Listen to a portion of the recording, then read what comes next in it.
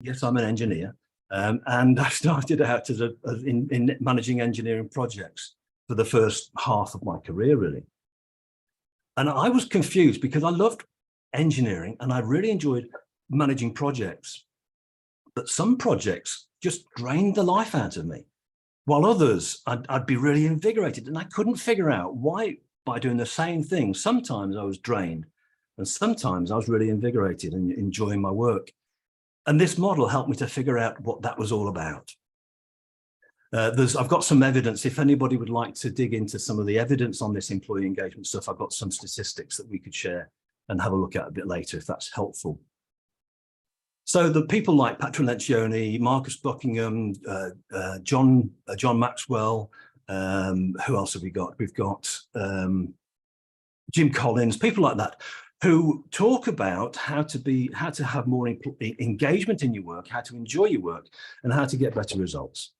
There's strong evidence that with the strong employee engagement, productivity can be some 20% or more better than somebody with less employee engagement.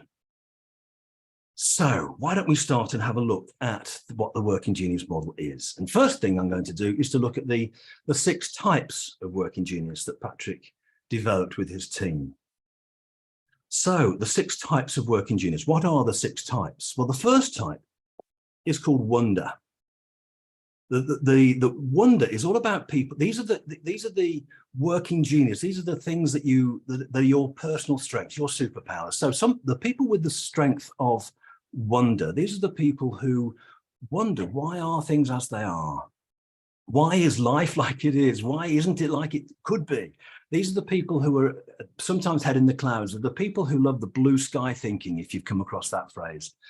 I like to think of it as they're the people who can see beyond the horizon. They're the people who can see what could be with their eyes closed. It's what you see with your eyes closed. This is the genius of wonder.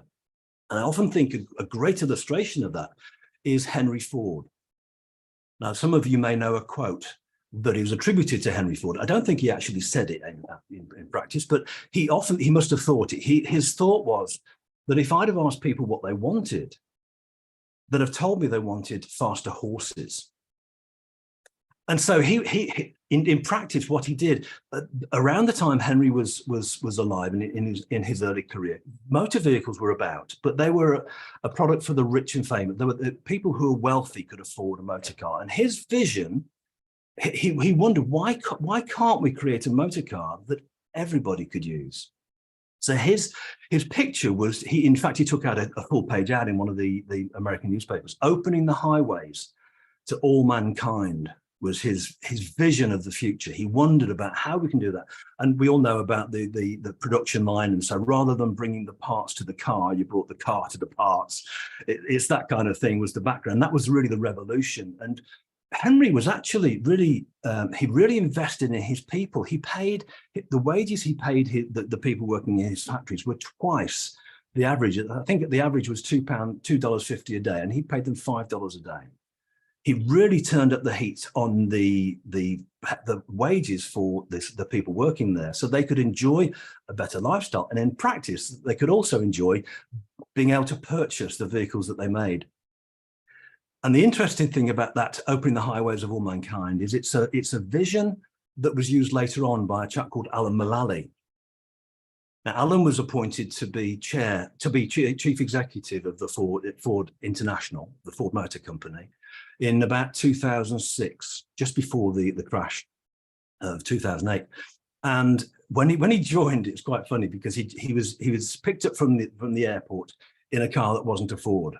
He drove to the executive car park of Ford HQ and he couldn't see a Ford car in sight. He said, note to self, we need to do something here. What he found was an organization that hadn't really got a clear picture of who they were and where they were going. So he used that same image, that opening the highways to all mankind, to try and refocus the efforts of Ford. And when he joined, there's all sorts of fascinating stories about the journey from when he joined as chief executive. He was advised by the team that they were facing a forecast of a $17 billion loss that year. And he said, less than 6 months later, we made it. He did all sorts of things to turn this place around, but it was because he had that vision, that wonder. How could things be different from what they are? For me, this is a place I love to work in, is this wonder space. And I often, when talking to leaders of organizations, the question I'll ask is, what's your biggest leadership challenge? And let's start to wonder, how could things be different? So that's wonder. We'll come back to some of these later if you'd like to have in a chat. The second is called invention.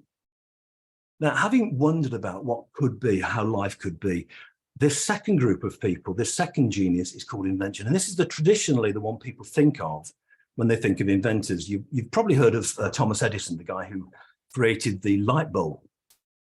What you probably didn't know is that Thomas Edison created a light bulb using DC power. It was Westinghouse who came along later and created an electricity system using AC power, which is one that we now, of course, all use. Some quite interesting differences between the use of AC and DC power in terms of consumption in the household and across the country. But the point is that he created something that was nearly good enough. It wasn't quite the fit thing. He's not only known for creating the light bulb, though. He created the phonograph. He created moving pictures. He created the microphones that were used in early telephony, more effective, more useful microphones. He was inventing all the time. In fact, one of the interesting things if you think of Steve Jobs, he was a guy who was inventing things all the time. He was coming up with new spaces, new things for new places. He was the guy when Nokia and BlackBerry were the only two phones in town, and he came up with an entirely new idea that blew the rest of them out of the water. He's the guy that came up with the idea of the iPad. That was a new concept that now is in regular use across the place. He's the guy that invented the system of having 100 songs in your pocket. That was his vision, and the invention was, of course, the iPod. For me, in terms of invention, I can remember as a young design engineer right out of university, and one of my first inventions was a controller that would adjust the volume of your radio depending upon the speed of the car. I had an old car and it was noisy. The faster you went, the noisier it got. So I invented this thing. Now, if I'd have gone through and painted it, and I don't know, maybe life could have been different. But I didn't. I just used it in my car, and that was it. That's all I did with it. What I would ask in terms of customers, when I'm talking to customers, in terms of invention, what's the difference you want to make, and what makes you different? Those are the questions that we start to use to dig into business opportunities. What can we create that's going to help you build your business? So after invention, we've got wonder, we've got invention, we've got, let's get the right slide, we've got discernment. Now, so often people will wonder about how things could be. They'll invent ideas as to how we can solve those problems, but then then they hit this snag. I think of this as the Dragon's Den moment. You've wondered about how you can solve a problem. You've come up with a solution, and you take it into Dragon's Den. Is this idea brilliant, or is it balmy? Has it got legs, or hasn't it? In terms of discernment, there's a chap called Bob Iger. I think this is a brilliant story. Bob Iger is the guy who took over as chief executive of the Disney company, or group of companies. It would be 7 years ago, something like that. It was, let me see, I've got the notes here, back in 2016. So in 2016, Bob Iger could see the rise of the digital platforms. They'd been allowing their videos to go out across other platforms, through Netflix, through a variety of digital channels. But he saw that the way to make money for Disney was not to release their content and license it through other platforms, but to use their own platform. And it was the discernment that says, actually, we're going to stop streaming through other channels, and we're going to start our own channel, which initially, of course, the profits went down, but eventually they soared. And what he did was he bought a stake in a company called BAMTech, who were in this space anyway. So he was able to discern the need, he was able to discern the opportunity, put them both together. and come up with a brilliant solution that's now called Disney Plus, of course, and that's where they put most of their most of their digital content goes out through that route. So that's discernment. It's figuring out, is this idea brilliant or is it balmy? Well, the next working genius is called galvanizing. So you've wondered about what life could hold. You've invented some solutions. You've discerned which is the right one that you're going to go with. Now you need to galvanize the team. These two in the middle, discernment and galvanizing, sometimes are missed. What some organizations do, they wonder, they invent, and then they crack on and deliver. These two in the middle are often missed out. And it's this piece here, particularly galvanizing, is focusing on your team, your co-workers. How can you get them to buy into this, to this new idea, to this new space? How can you get them to turn, and I put it this way, how can you help them to turn have to into want to? How can you help them to get on board? How can you help them to really put the shoulder to the plow, as it were, using whatever metaphor you'd like to use? How can you help them to want to get involved rather than have to get involved? You know, those ideas that people bring down. And like you, I've been in many meetings where the senior management have come up with what they think is a brilliant idea. And they come out and announce, this is what we're going to do. Right, get on with it. They've spent weeks, months thinking about what direction they need to go in. They've spent time thinking about how to solve the problems. They've maybe done a bit of discernment, often less so, and they just tell you to get on with it. And they expect you to come up with the reasons why you want to get involved in a 1 hour meeting. Well, galvanizing is more than that. Galvanizing is about helping people to really understand and to realize the benefits of why they need to change what they're doing, leave where they are now, and head off in this new direction with perhaps a new product or a new way of working. So galvanizing is really focusing on the internal team. Of course, it's also about the marketing in the external team and helping people outside of the organization figure out why they need to get in and either buy or consume this particular product. So that's galvanizing. The next in the model is called engagement.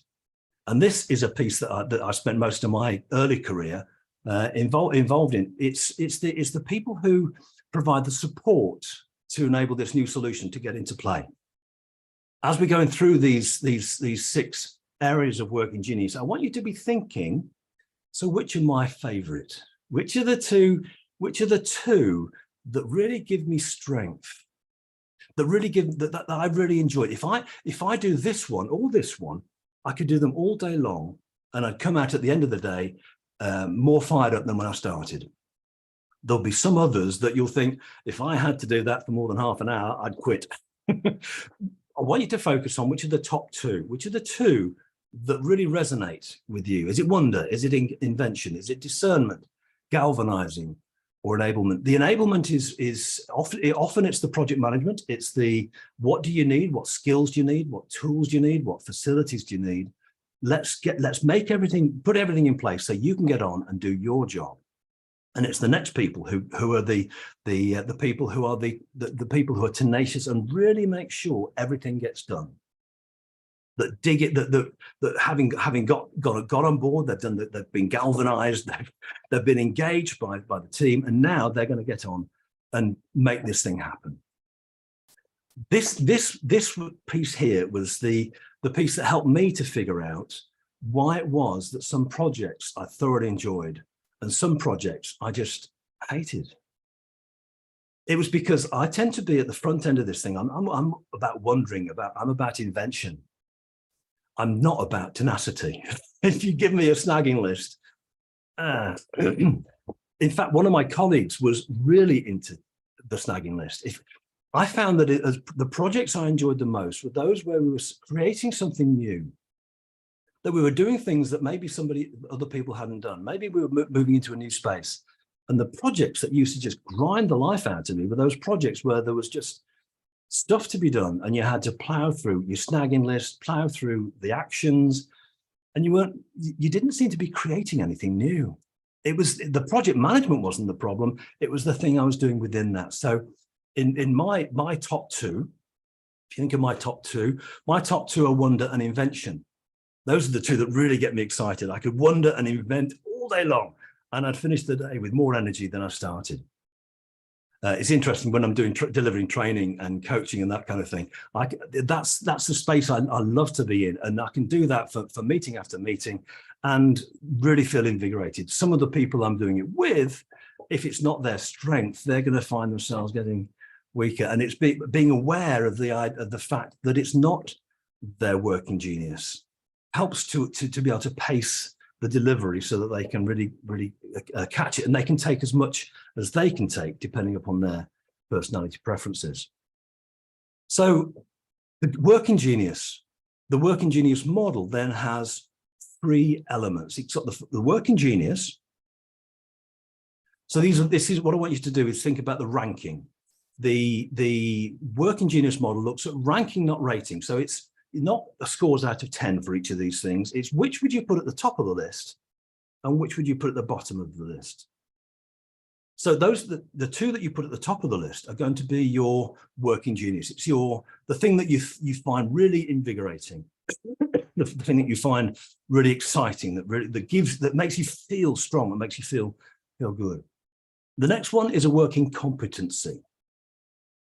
So this is something you can do, but it's kind of hard work.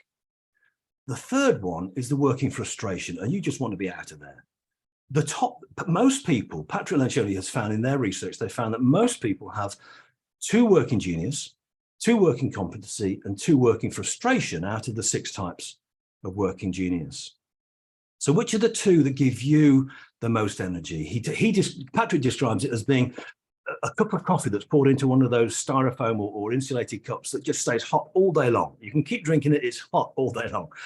The working competency are those things that are in a normal mug. So, okay, you can drink it, but after a while it's gone cold and could do without that. And the working frustration is like a cup with no bottom. You pour stuff in and it's just gone, it's disappeared. It just drains you. Now, the model isn't about saying you only work in your working genius or in your working genius and competency and don't do your working frustration. There are some things you just have to knuckle down and get on with. And in fact, there was somebody I was talking to a while ago. He said, "Now I need to get on with my working frustration now. So listen, I'm going to spend 3 hours at it. When I come out, I'm going to be like a bear with a sore head. I'm really going to be grumpy." And the question about being grumpy, that's where Patrick started all this, because Patrick would say that he's got the ideation, the coming up with the invention and the discernment to his working genius. Galvanizing is his working competency. And what he'd found is that nobody else had galvanizing in any of their strengths. It was working frustration for everybody. So he found himself doing the galvanizing for the whole team, and it was hard work for him.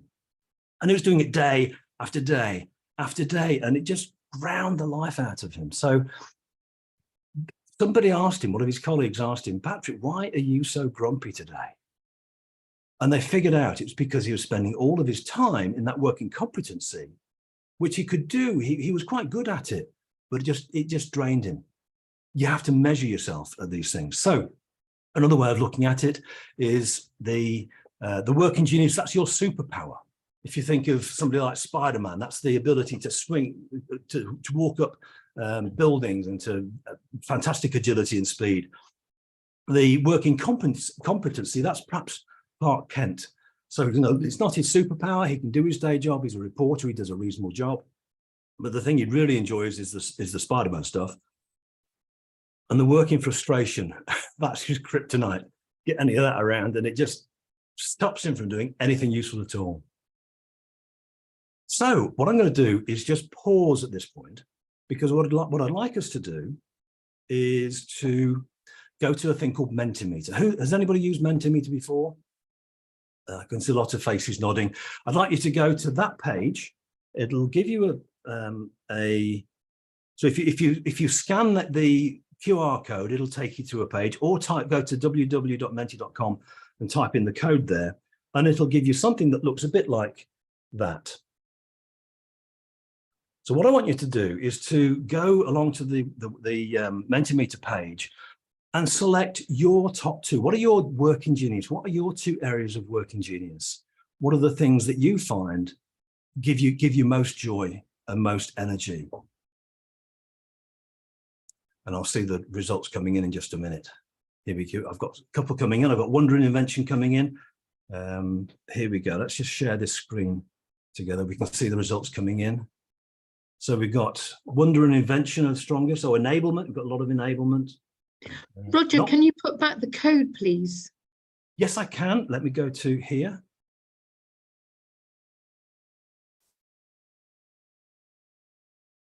Have you got that? Is that okay? Does that work?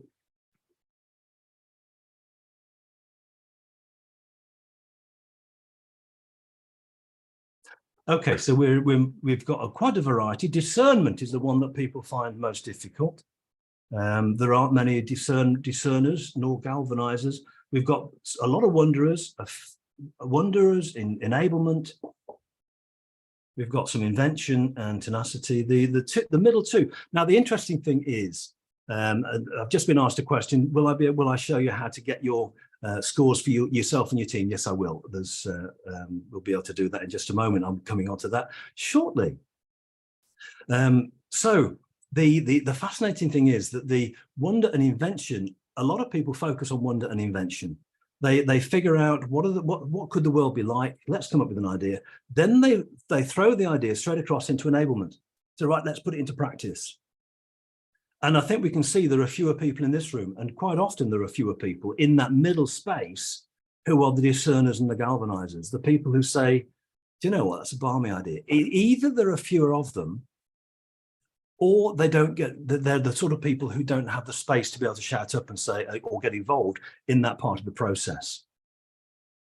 And one of the things that we recommend as a use for the working genius is when you've done your wondering, you've done your inventing, find somebody in your organization who is a discerner, somebody who can help you figure out which ideas are going to float best. Figure out who are your galvanizers. So once you've done your discernment and you come up with your idea, now let's get people on board who just love galvanizing. I'm just going to pause there for a second and come back to the main screen. Is any thoughts or feedback so far on? Yeah, Helena. So I'm of the opinion that we have all of this in us, and sometimes we just need to get over ourselves and raise whatever and make it exciting. So a while ago, I was the strategic consultant for two directors of a company. Neither of them had any detail in them at all. It's not my favorite. I needed to raise my detail aspect, I guess the engagement, tenacity and stuff, because it wasn't there with them. So sometimes we need to actually say, yeah, I can be good at this. I'm not going to be grumpy. I'm going to take it as a delight. Otherwise, it's a waste of time. Yeah. And thank you. Interesting. Sorry. Thank you for mentioning this was Lencioni, because I'm, his five. I've got that context. Yeah. Yeah, brilliant. The interest, it's the strength of this model is a couple of things. Let me go back into the next phase of the presentation, and we'll pick up a couple of those themes. Thank you for raising those. That's really helpful. So let's go to where are we? We've done those pieces. Let's go to the next piece, which is here. So having done the working genius, the next thing is individual and team profiles. Let me just change my screen. So let's look at the individual and team profiles. These are the results you can get. If you go to the Working Genius site, you can get access to an assessment. It's about 42 questions, and it helps you to get a good idea as to which are your working genius, which is your working frustration, which is your working competency. So simply it's the usual thing for these. There's 42 questions that help to figure out which are your strengths. This one is actually Pat Lencioni. These are his. So we can see that the invention and discernment are his top two. So we can do that for ourselves. We can, what it does is it does a couple of things. And these are the things I particularly liked about the model, is that it not only does it give us an idea about where our strengths lie, and we can think about that in what the things that give us strength, where they lie, but it also gives us permission to say, I don't enjoy that thing over there very much.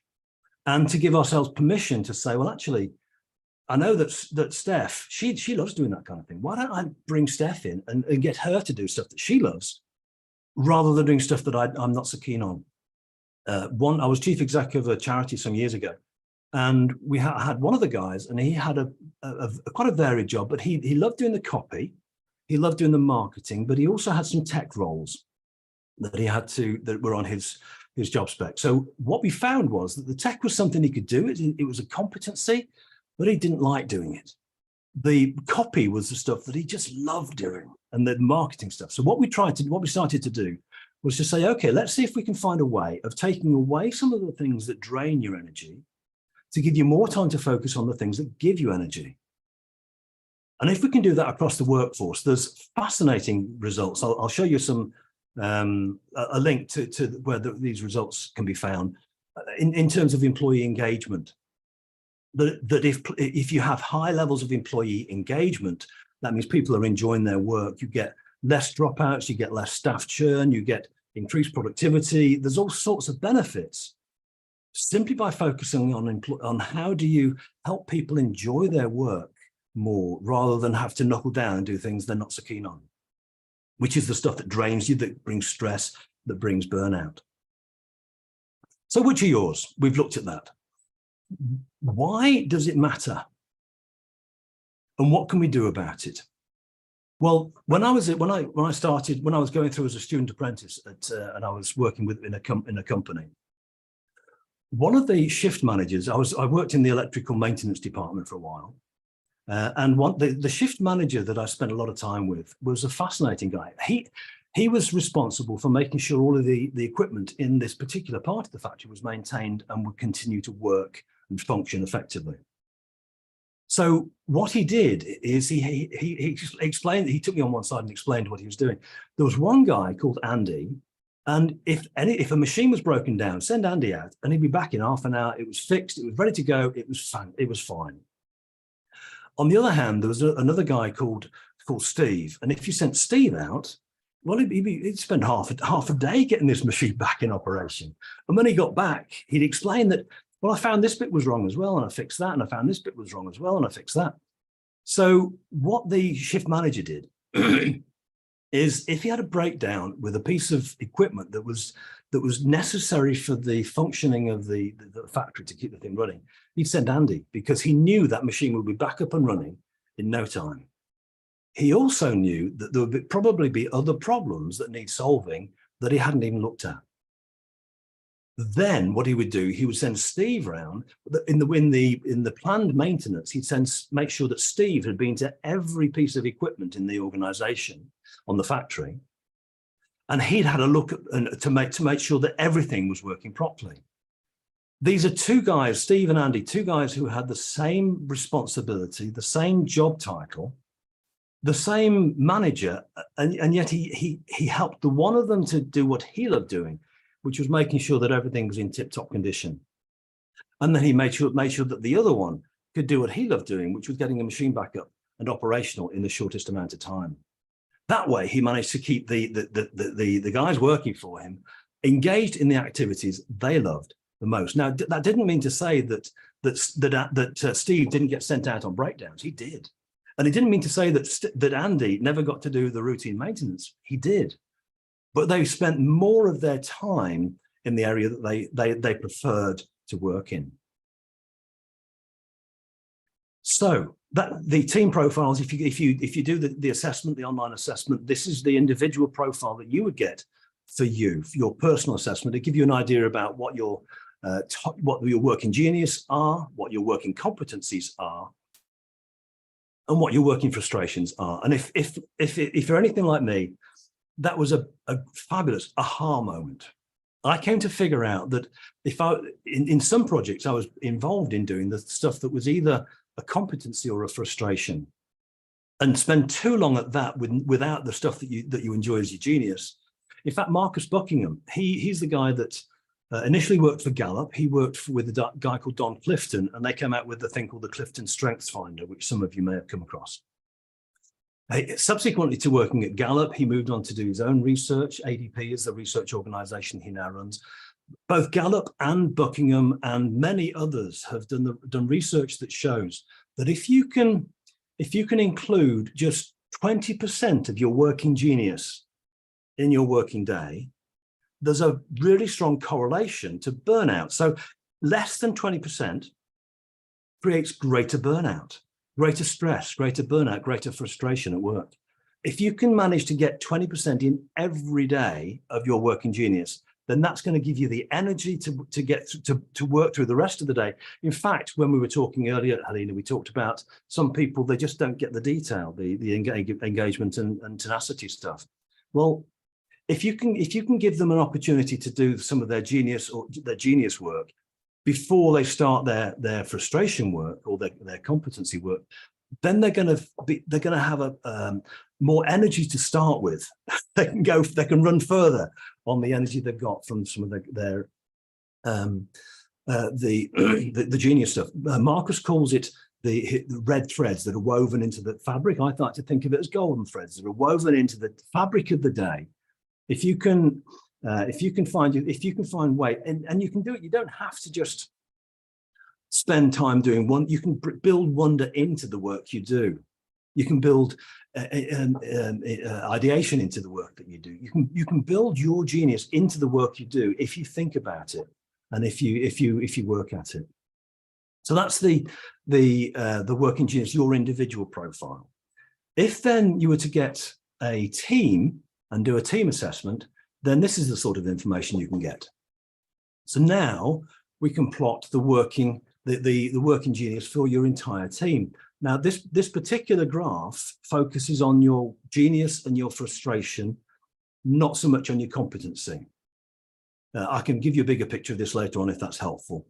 What this shows is the areas, for example, discernment. In fact, in Patrick's organization, there were loads of people who were into discernment. Invention, only a couple. A lot of people would find it a frustration. They'd hate to get into that kind of space. I've done this kind of work with a number of organizations, and what it reveals is really quite fascinating.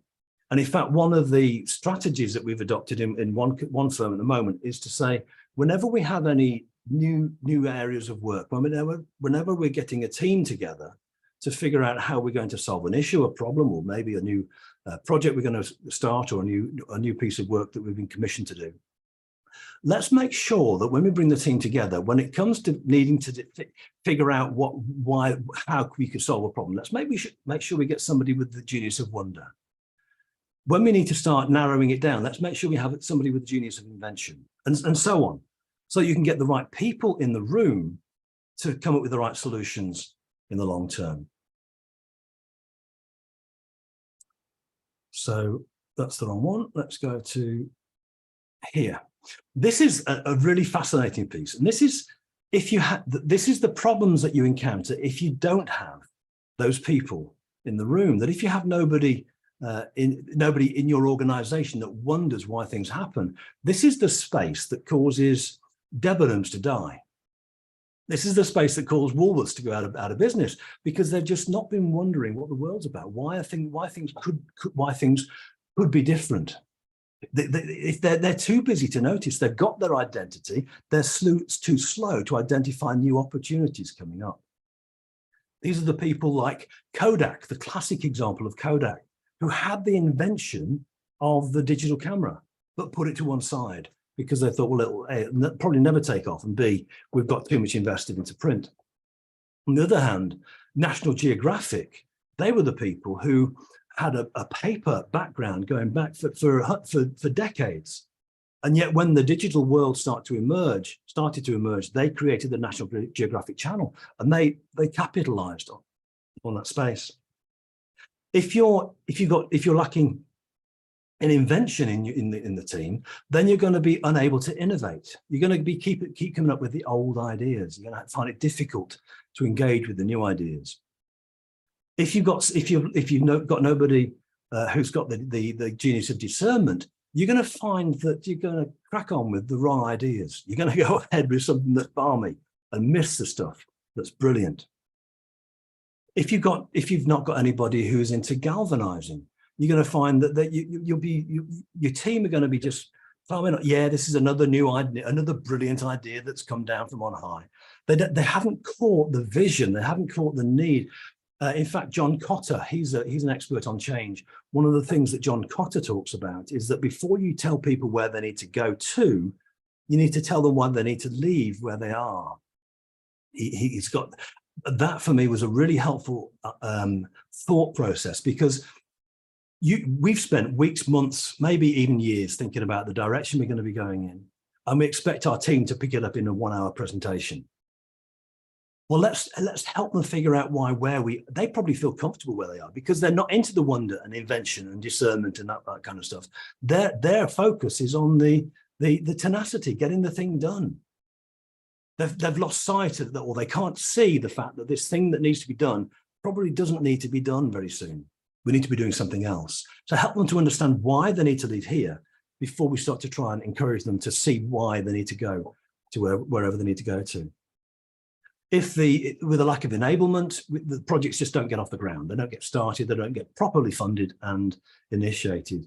And with the lack of tenacity, of course, stuff just doesn't get. I've got one customer who's fabulous at this. They're brilliant at getting stuff started. They're coming up with the ideas, figuring out what they need to do, and then they go ahead and don't finish it. So they get a fraction of the gains because they just haven't really worked it through to the end. So that's the team gap analysis. And the final point, just before we get a chance for some conversation, is this guilt and judgment piece. A lot of people I've found would feel guilty because they're not very good at the things that other people are good at. And they're good at things that don't seem to be important, really. In fact, the first time I noticed this in a significant way was when I was thinking back to the appraisals that I'd been given over the course of my career when I was employed back in a number of years ago. When I was in employment and we had the annual appraisal, and somebody came in and gave us an assessment of how we performed in the last year. When I thought about it, it became clear to me that the people who gave me the good reviews, the people who gave me the really powerful reviews, they were the people who were like me. They'd look at what I'd done in the past year and they'd say, do you know what, you've done that, that was brilliant, I like the way you did that, and you've done this, and that was good too. And they'd have spotted all the things that I did well, because that's stuff that they resonated with because they did it well. The reviews that I got from people who gave me bad reviews were usually given by people who are very different to me. So they would say, well, I've got this strength, and really, you didn't do very well at this particular thing, and you didn't do very well at that particular thing. And in this situation, you did this other thing, which I wouldn't have done, actually. So really, you need to pull your socks up and work on your weaknesses and become more like me. And as I've shared that thought with people in a variety of business situations, it kind of resonates that people like them. It's the law of the mirror. John Maxwell talks about the law of the mirror. People like them.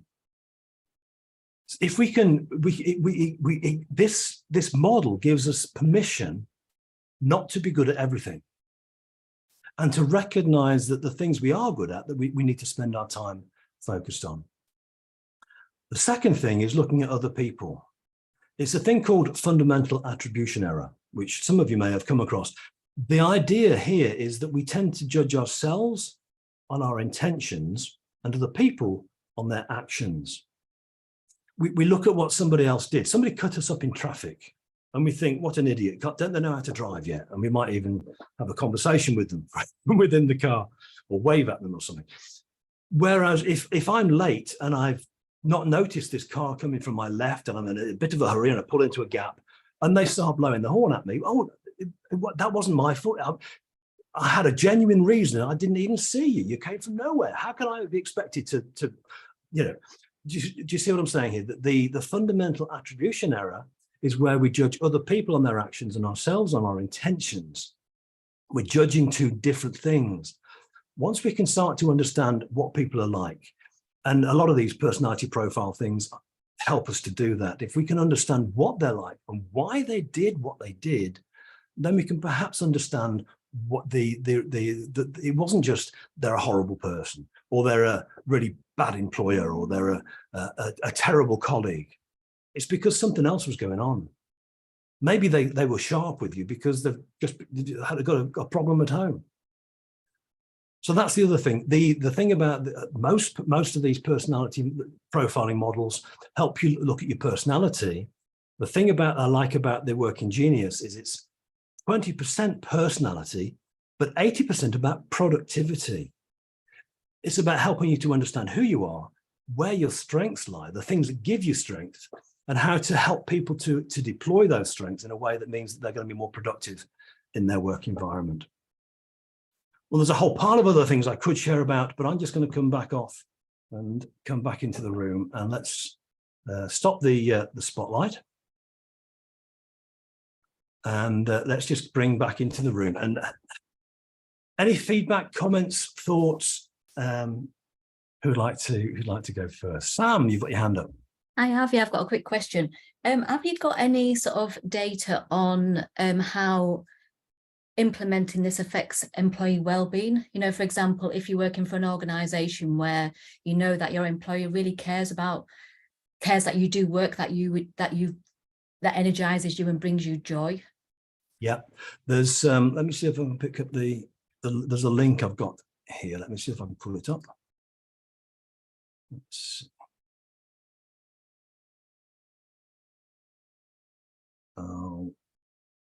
bring that across to here. Just bear with me whilst I pull this page up. I also thought, does it help sort of harmonize teams if you're all aware of each other's sort of frustrations and working geniuses? You know, so for example, if you understand that, you know, a person has got a strength in a certain area, you may sort of encourage sort of more co-working and like you say, understanding if somebody's struggling in a certain area as well, because it's one of their frustrations. Exactly that. If you can, I was talking with a colleague whose wife is a nurse, and she was her frustration as a team leader in the nursing profession was that everybody had a set list of things they had to do, and yet she found some of her team enjoyed this bit and others of her team enjoyed that bit, and she was struggling to find a way to be able to say, okay, you do more of this and you do more of that, because that's a challenge, a structural challenge she had. Let me just share a screen here. This is you'll find this on my website. It's I can give you the link. I'll pop it into chat in just a moment. But this is employee engagement statistics. These are some of the statistics that demonstrate if you're more engaged, these are the sort of outcomes you can expect. And it's based on an employee engage. I'll stop the share just briefly there. I'll give you the link if you'd like it. Let me just put it here and pop it into chat. So they do there's Patrick Lencioni does some, not Patrick, Marcus Buckingham, the Gallup organization. They've got a number of questionnaires. Gallup use a thing called the Q12, which is their employee engagement assessment. Marcus Buckingham uses a list of 8 questions, which again, I could, if anybody's interested, get in touch and I can share some of that to help people figure out how engaged they are, and then we can figure out ways to improve that. Olivia, I can see you've got your hand up. Yeah, I was just going to ask, how accurately do people usually pigeonhole themselves when you say, okay, your top 2, your middle 2, your bottom 2? Are people usually correct in what they're thinking? That's a fascinating question, actually, Olivia. Let me answer it. Probably the longer answer is this. The short answer is it can be difficult. I've done a Myers-Briggs assessment, and I've come out with I think 3 or maybe 4 different types, Myers-Briggs types. When to become an engineer, you know, you've heard of the 10,000 hours thing. Who's heard of the 10,000 hours thing? It was something that Malcolm Gladwell popularized. There was research that said people who are experts have spent 10,000 hours developing their expertise. Some have taken that to say you can do something for 10,000 hours, you'll be an expert. No, you won't. the research showed that it was experts have usually spent 10,000 hours doing something, practicing, and getting good. I did that. I totted up the numbers, and I did about 11,000 hours becoming an engineer. Similar number being focused on leadership. In terms of violin, I love playing the violin. I spent about 3,000 hours on that in lessons, in solo performances, and in orchestras. It's not something that I would count as a genius. It's a competency. We've probably, if I were to ask you how long you've spent thinking about yourself and understanding your personality, then it'll probably, I mean, it might be 1 hour, 2 hours, might be 5 hours, might even be 10 hours. But the point is that we're not very good at knowing ourselves. I found that very personally when I started doing assessments and this kind of thing for the line of work I was doing, because I didn't like the assessments because I really didn't know myself very well, or I couldn't articulate the answers to some of these questions they were asking. I couldn't figure out, well, it was this or it was that. What's your favorite color? I don't know. My favorite color for grass is green. My favorite color for a car is red. I wouldn't want red grass, or you know, I wouldn't particularly want a green car. You know, it's a context. So the answer to your question, that in terms of how well can people assess that, usually they come out pretty close. My experience has been that sometimes it takes a little bit of understanding to figure out well, I came out as a high D, but I don't really like discerning. Well, actually they do like discerning. They just don't realize that's what they're doing. They call it something else, or they think of it as something else. And of course you can take the assessment more than once. Does that help? Yeah. Any other thoughts? Any other questions? I have a question. Yeah, KitchenAid. Sophie, actually. Hi, Sophie. Do people tend to be kind of clustered with 2 next to each other? Sort of, or can it really kind of mix? Because sometimes the creative, you know, thinkers and inventors tend to be sometimes go together, right? So I'm just interested if you could expect in a team. Yeah, there's some interest. The answer is they're often quite spread. I know with DISC, if you're familiar with DISC, people tend to have two letters that are adjacent to each other because there's similarity there. But with Working Genius, no, there can be people all sorts of combinations. And in fact, there's a number of ways of cutting and slicing and dicing the types of Working Genius. The wonder, discernment, and engagement, they tend to be the thinkers. The wonderers, they're thinking about what could be different. The discerners are thinking, but what's going to fly? The engagers, what are we going to need to do this? And the invention, galvanizing, and tenacity tend to be the doers. So the inventors are coming up with the idea, here's a way we can do it. The galvanizers, come on guys, we're really going to get into this. And the tenacity, we need to get this done. There's a list here, we need to get it finished. So there's that way of looking at it. So there's in fact, if I pull up the slides, just put these slides again and put back onto, let's go to this one and go to a spotlight. If I go on to some of the, so the 3 phases, the 3 stages of work: ideation, activation, and implementation. But so there's the responsive and the disruptive. The wonder, discernment, and engagement are responsive. They're responding to the environment. They're responding to the ideas. They're responding to the galvanizing. And the disruptive ones are the inventive, galvanizing, and tenacity. These are people who are, they kind of disrupt the status quo. That's one way of looking at it. Let's see which other one would be helpful. Oh, this one's brilliant. If you look at this here, if you look at what we use an idea of working altitude. The Wanderers, they're up at 30,000 feet. This is imagine yourself in a plane. They're up at 30,000 feet. They're up in the cloud, head in the clouds. Inventors are coming down a bit to about 25,000 feet. Then you've got the discerners at 20,000 feet. And as you can see, as you get nearer to the ground, that's Tara. Take care, Tara. Thanks for joining us. In fact, I see we're coming to the top of the hour. What I think I'm going to do is pause that part of the conversation and we'll carry on if anybody wants to hang on afterwards. So let's just remove the spotlight. But in answer to your question, KitchenAid, it was Sophie, wasn't it? Sophie. Yeah, they can be any kind of mix. It's quite interesting how people can have quite different combinations. In fact, we have names for them. We've come up with these names. Somebody who's a WI has a name and so on, just to help you understand what your particular combination gives you. Any other thoughts before we draw this to a close? And I'm happy to stay on for a little longer to talk about what we've been looking at, or you're happy to let you get away. But Sam, why don't I just bring you in at the end just to bring a few closing thoughts before we draw the meeting to a close, and then people can get away if they need to. Yep, thank you, Roger. That was yeah, been very insightful. It's been got so many. I think it's given me more questions than it's given me answers. So it'd be really good. If you wanted to pop your details in the chat, or if you're available in Slack to sort of answer anybody's questions and send over any of the links that you've mentioned in the presentation today, would that be okay? Absolutely okay. Yeah. There's just give me a call if you go to.